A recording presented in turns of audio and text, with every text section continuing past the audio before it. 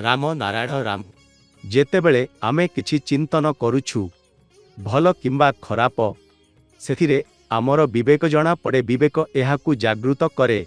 आमे जेतेबेले राम नारायण राम जप करिबा विवेकु खाद्य मिले। तेणु ध्यान जेतेबेले आपण करिबे तेबे बाहर चिंतन आसीब ताहा निश्चय, किंतु किछि समय परे से आपणंकु स्वयं चलीजिब। कौनसी चिंतन आसीबा नहीं। आपण पुण्य मिलिब, शरीर भल हेब एवं जेतेबेले आमर अंतर्गत आत्मा ओ आत्मार अंतर्गत सबु जागृत हेबे तेणु आपणंकु केबे वृद्धाप्य न आसीब।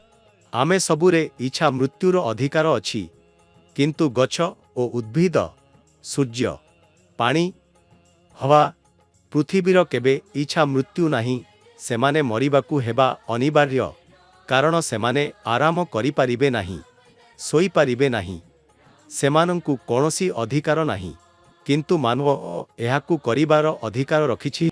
एही प्रकार मानव एक पिता पुत्र रूपरे विवेक सहित जीवन बंचिबा उचित। ध्यान सेतेबेले करंतु जेतेबेले आपण संपूर्ण भावे मुक्त थांती। सोईबा समयरे मध्य आवश्यक हुए।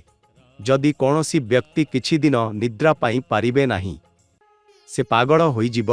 आपण ध्यान सोई लेटिंग किंबा बसी जेमिति चाहले ताहा करि पारिबे। कौनसी व्यक्ति कर्म करे नाही।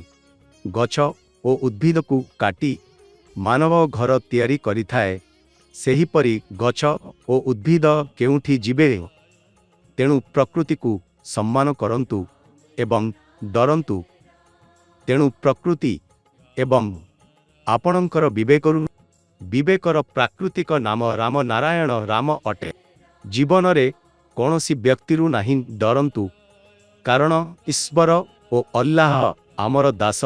आकाश पानी पृथ्वी आमर दास। हिंदू मुस्लिम र खून एक अटे, दुहेर प्रकृति एक अटे। तेणु आमकु बांची किए भेद करिछि।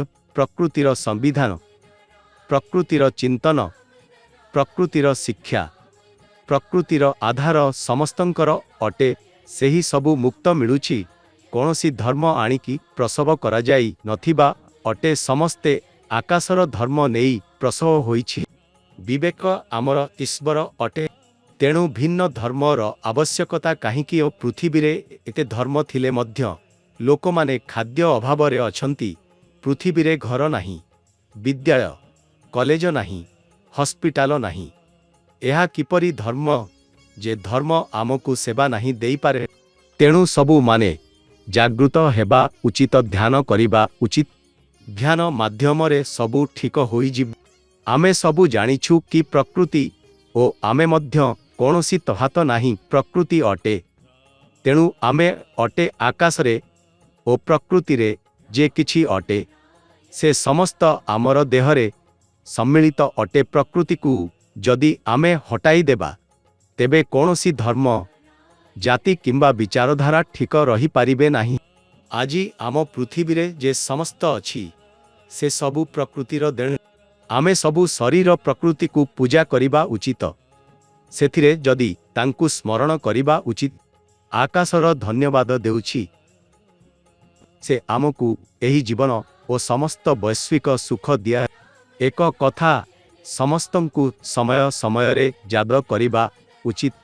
समस्तंकर प्रकृति सहित जोग रहिबा अत्यावश्यक ओ आपणंकर विवेक शक्ति रे विश्वास रखिबा अत्यावश्यक। एवं एही समस्त किछि संभव हुए राम नारायण राम नाम सहित जोग रखिबा द्वारा।